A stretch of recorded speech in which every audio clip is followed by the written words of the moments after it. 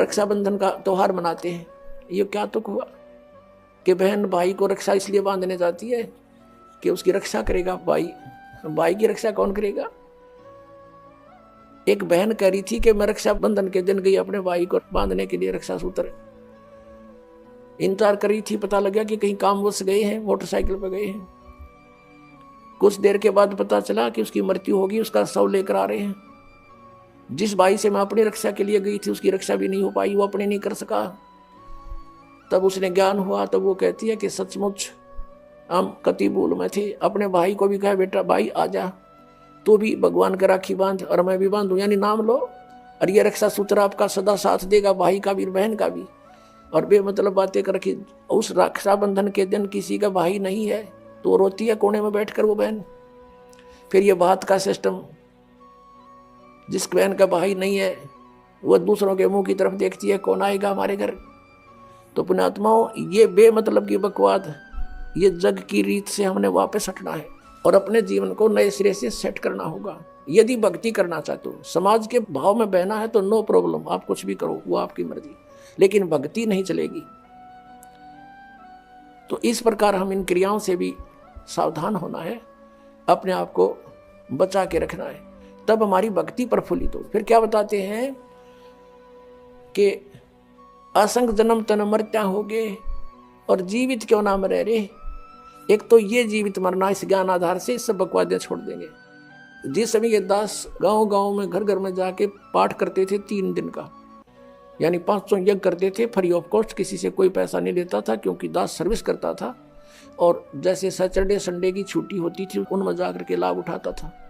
तो उस समय क्या होता था, हम सत्संग कर रहे होते थे, होली ये फाग आ जाता था, हम तो सभी वो परिवार भी जिसने उपदेश ले रखा, हम अपना आराम से भगवान का पाठ कर रहे हैं, अपना मंत्र जाप करें, और गांव वाले जैसे जो भगवान के मार्ग पर नहीं लगे हैं, और वो क्या करें, कीचड़ ठाव एक दूसरे मुंह पर फर, किसी को पिचकारी मारे। कोई गांव में तो और सिस्टम है, कोरडा बना लेते हैं कंटर सा, वो मारे एक दूसरे का हैं, और लाल लाल मुँह कर रखे बांदर कैसे सायरन, कोई गारा में पड़ा है, कोई घुट्टी लाई नो करता फिर रहा है, और हम बैठे भगवान का आनंद ले रहे हैं अपने कवाड़ बंद करके कि हमें डिस्टर्ब ना कर दे। तो इस प्रकार जो आनंद परमात्मा के मार्ग में है, इस भक्ति में है, इन बकवादों में नहीं हो सकता। तो इस तरह की हमने नहीं करना, क्योंकि हम यहाँ के वासी नहीं हैं और यहाँ सुख नाम की चीज नहीं है। आज हम खुशी मना रहे, 1 मिनट में ना जाने के बिजली गिर जाए, और परमात्मा की भक्ति करेंगे, इससे हमारा बचाव बनेगा। और ये इस तरह के जो मर्यादाहीन कार्य करने से नामखंड हो जाएगा, नामखंड होते ही भगवान रुष्ट हो जाएगा, आपके ऊपर काल का अटैक हो जाएगा और आपको फिर हानि हो जाएगी।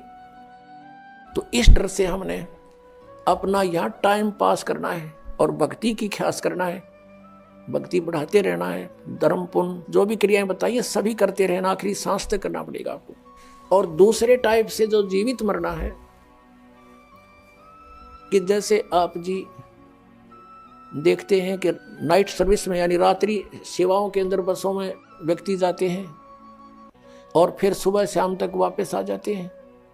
वो नाइट सर्विस में किस लिए जाते हैं कि उनको बहुत आवश्यक कार्य होता है और शीघ्र करने के लिए ही वापस आने के लिए गए होते हैं कि शाम तक लौट आऊं। और ऐसे ही एक रात्रि सर्विस में गया, रास्ते में एक्सीडेंट हो गया, वापस आना था, इतनी शीघ्रता थी उसको, इतना आवश्यक कार्य था कि वापस आना था उसको, और दुर्घटना मृत्यु होगी नाइट सर्विस में। अब वो कहाँ गई वो शीघ्रता, कहाँ गए जिसके लिए पंजे ना टक्के थे, वो क्या ले गया साथ में। तो आप जी ये सोच लीजिए, जब सतलोक आश्रम बरवाला की तरफ सत्संग निकट आवर चलना चाहो तो न्यू सोच लो हमारी मृत्यु होगी आज और इब्बा होगी, और आ जाओ यहाँ पर सत्संग सुनो, 3-4 दिन फ्री ऑफ माइंड रहो, एक दूसरे से भगवान की चर्चा करो, यहाँ और बकवाद मत बतलाना, ये ख्यास रखना, परमात्मा रुष्ट हो जाएगा। ठीक है, कोई मित्र रिश्तेदार मिलता है, बातें करो गृहस्थी की थोड़ी बहुत देर के लिए, फिर अपना मालिक की चर्चा शुरू करें, कोई ज्ञान उससे सुने, कभी आप सुनावे, फिर मंत्र करने लग जावे। सब सुविधाएं भगवान ने आपके लिए दे रखी, इन दासों के द्वारा आपको सारी व्यवस्था करवा के दी जाती है। तो इसका सदुपयोग करना, दुरुपयोग करने से राम रूठ जाएगा आपका, और राम नहीं रूठना चाहिए, ये भी आपको डर लगे। तो ये सोचकर आप आ जाइए और ये सोचिए कि हमारी मान ले परमानेंट मृत्यु हो जाए तो भी तो हो सकती है ऐसे, और अब हम 3 दिन 4 दिन 2 दिन जिसा भी समय आप मरना चाहो मरो, और फिर वापस चले जाओगी घर पे, और परमानेंट टिकट कटगी फिर भी तो बात बिगड़ेगी, फिर तो धरा धरा रहेगा, सारा संभाल ही नहीं सकते आप। तो अब जाकर के मान लीजिए तुम समझते हो कि कुछ काम बिगड़ जाएगा, तो अभी तो फिर जाकर संभाल सकते हो, परमानेंट तो नहीं मरे। लेकिन जो परमात्मा के लिए सच्चे दिल से आते पुण्यात्माओं, किसी का आज तक काम बिगड़ा नहीं, बने मिलते, लेकिन वो आपकी श्रद्धा पर डिपेंड करेगा। सतगुरु के दरबार में कमी काहे की ना, अनसा मौज नहीं पावता तेरी चूक चाकरी में। तो इस प्रकार हमने परमात्मा की भक्ति को सुचारू भी रखना, कम से कम खर्च करने की चेष्टा करो। इसलिए हम इस माया की दौड़ धूप में जो 99% समय व्यर्थ करते हैं, 99 का अर्थ है कि जैसे दिन में जोड़ तोड़ गया, सपने फिर उसे आएंगे, रात को भी वही टाइम वेस्ट हो रहा है। अब यदि हम भक्ति ज़्यादा करेंगे, सत्संग ज़्यादा सुनेंगे, तो सपने भी हमने भगवान की वाणी याद आया करेगी, सपन में परमात्मा की चर्चा होगी या सिमरण शुरू हो जाया करेगा, तो हमारा ज़्यादा समय फिर भगवान की भक्ति में लगा करेगा, हमारे वजन हल्का हो जाएगा। अब क्या है कि जैसे एक रक्षाबंधन का त्यौहार आता है, रक्षाबंधन के त्यौहार पर बहनें अपने घर जाती हैं, अपने भाइयों के राखी बांध गाती हैं। किस लिए बांधती हैं? कि भैया मेरी रक्षा करना। पुण्यात्माओं, जो रक्षक है उसका तो हमने पता भी कोई नहीं। वैसे तो बहुत जगह ऐसी घटना घटी है। एक बहन बता रही थी कि जी मैं इस आपका उपदेश लेने से पहले अपने घर गई, अपने भाई का राखी बांधन, इकलौता भाई था, और वो क्या हुआ कि मैं घर पहुंची, 1 घंटे के बाद पता चला कि भाई दुर्घटना में मर गया। अब वो राखी रुखी तो भूल गई, टक्कर मारने दीवारा के। पुण्यात्माओं, हम यही प्रार्थना करते हैं कि हमने सारे उल्टे विपरीत रास्ते अपना लिए। अब जो हमारी भी रक्षा करे, बहन की भी रक्षा करे, भाई की भी रक्षा करे, क्यों ना हम उस परमात्मा का राखी बांध दें, यानी उसकी शरण में आ जाए, उसका उपदेश ले लें। तो उस लड़की को ज्ञान हुआ, वह नाम लेगी तो औरों को भी समझाती है कि बेकती गुरुजी जो कहा साची बात है। मैं इसी उद्देश्य से गई थी, मेरा भाई मेरी रक्षा करेगा, और भाई ये ना पाया मुझे, भाई की लाश आई मेरे सामने उसी रक्षाबंधन पे। तो परमात्मा हमारा सबका रक्षक है, हमने इसी को राखी बांधनी चाहिए, हमें और ड्रामेबाजी की कतई आवश्यकता नहीं है। हमारा जो त्यौहार है ये सत्संग है, समागम हमारा त्यौहार है, और ये महीने में 2-2 बार होता है, 3-3 दिन का होता है। ये त्यौहार मनाओ। बाकी त्यौहार क्या है? जैसे हम दिवाली मनाते थे, उसका उद्देश्य क्या था कि श्री रामचंद्र जी सीता जी को, रावण को मारकर घर ले आए, खुशी मनाई। और जब सीता गर्भवती निकाल दी घर से, वो दुख ना मनाते तुम? जब सीता जी गर्भवती थी, घर से निकाल दी, वो जब वह सीता सारा जीवन बाहर जंगल में ऋषि के आश्रम में व्यतीत किया, उसके बाद तुमने दुख ना मनाया। तो ये इस तरह की जो कहानियां, ये त्यौहार हम बनाने शुरू किए, इनकी हमें आवश्यकता नहीं। अब होली क्या है? होली किस लिए मनाते हैं कि भगवान ने प्रहलाद भगत की उस दिन रक्षा की थी। फिर प्रतिवर्ष वो लाकड़ी फूकते हैं, होली मनाते हैं, क्या फिर रक्षा हो जाएगी आपकी? परमात्मा रक्षा ऐसे ही करेगा जैसे प्रहलाद भगत ने भगवान की भक्ति और सच्चे दिल पे की थी। पिता भी मना करे था या भक्ति छोड़ दे, लेकिन अंश ने छोड़ी नहीं कि पिताजी आप गलत कह रहे हो, मार्ग यही सही है, परमात्मा ही हमारा दुख निवारण कर सकता है। इसी बात पर पिता पुत्र की बात बिगड़ गई, लेकिन प्रहलाद भक्त बीज था, उल्टा नहीं हटा और अंत में विजयी हुआ। ऐसे ही आप जी ने ये भक्ति मार्ग मिल गया जो प्रहलाद के पास था, वो आपको मिल गई भक्ति। इस साधना को करो और मर्यादा में रहो, आपकी भी ऐसी रक्षा करेगा और कर रहा है।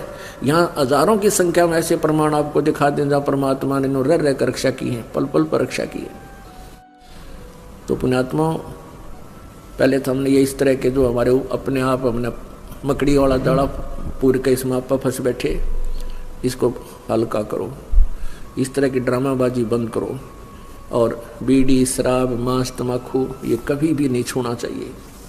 ये नर मनुष्य का आहार नहीं था।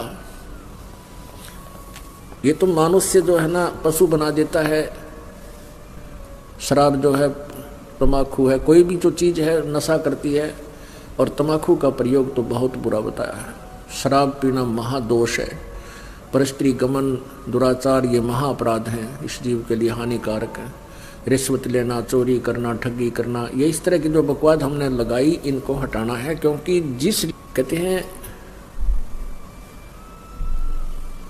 नाम खुमारी नानका चढ़ी रहे दिन रात, और भांग तमाकू छोतरा ये तो उत्तर जा प्रभात है। यानी जो शराब आदि का नशा करते हो, भांग का करते हो, या भूखी सुल्फा पीते हो, ये नशा तो कहते हैं सुबेरे समाप्त हो जाएगा। और भगवान की भक्ति का जो अमल है ये नशा करके देखो। नाम खुमारी नानका, नाम का नशा दिन रात चढ़ा रहता है। परमात्मा के बिना में कुछ भी दिखाई नहीं देता। ये संसार असार नजर आ जाएगा कुछ दिनों में आपको, क्योंकि आपकी ज्ञान वाली आँखियाँ काम करने लग जाएंगी। जैसे